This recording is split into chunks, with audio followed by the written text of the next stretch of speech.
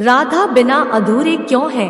कृष्ण जहाँ शक्ति स्वरूपा राधा रानी है, वहीं भगवान श्री कृष्ण का वास है। श्री राधा के बिना श्री कृष्ण अधूरे हैं और श्री कृष्ण के बिना श्री राधा। श्री राधा का अर्थ श्री कृष्ण तथा श्री कृष्ण का अर्थ श्री राधा है तथा दोनों एक दूसरे के पूरक हैं। दोनों में से किसी एक के बिना किसी की कल्पना भी नहीं की जा सकती।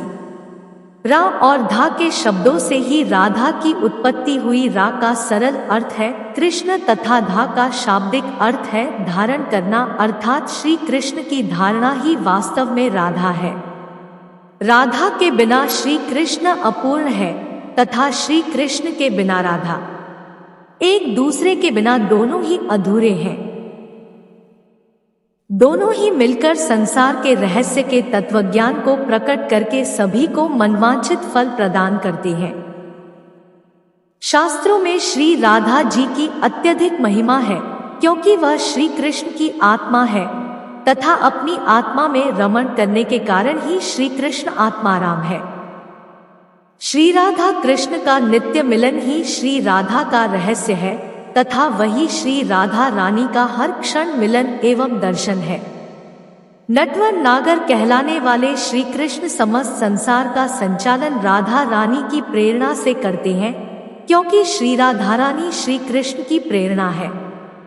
जीवन को भयमुक्त रखने तथा मोक्ष के द्वार तक पहुंचाने में राधा कृष्ण का कृपा प्रसाद ही फलदायी होता है।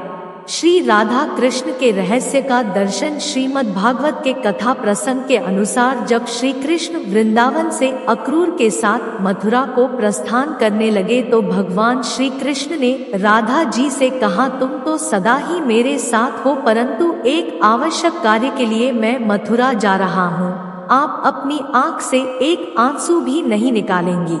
यदि आंसू की एक बूंद भी पृथ्वी पर गिरी तो धरती पर महाप्रलय आ जाएगी। इस प्रकार श्री राधा के आंसुओं की एक बूंद भी शक्ति का परिचय दे रही है, जो श्री राधा कृष्ण के रहस्य का दर्शन है।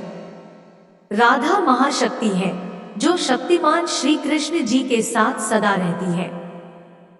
राधा शक्ति है तो भगवान श्री कृष्ण शक्तिमान है। वेद तथा पुराणों में कृष्ण वल्लभा के नाम से श्री राधा जी की महिमा का गुणगान किया जाता है। राधा जी का जन्म वृषभानुपुरी के उदार एवं महान राजा वृषभानु की पुत्री के रूप में माना जाता है।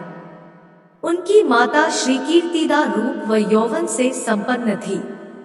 वह महालक्ष्मी के समान परम सुंदरी, सर्व विद्याओं और गुणों से युक्त महापतिव्रता स्त्री थी। उनके यहाँ भाद्रपद मास के शुक्ल पक्ष की अष्टमी को दोपहर के समय श्री वृंदावनेश्वरी श्री राधिका जी का प्राकट्य हुआ। कुछ शास्त्रों में यह भी उल्लेख मिलता है कि श्री राधा जी वृषभानु की यज्ञ भूमि से प्रकट हुई थी।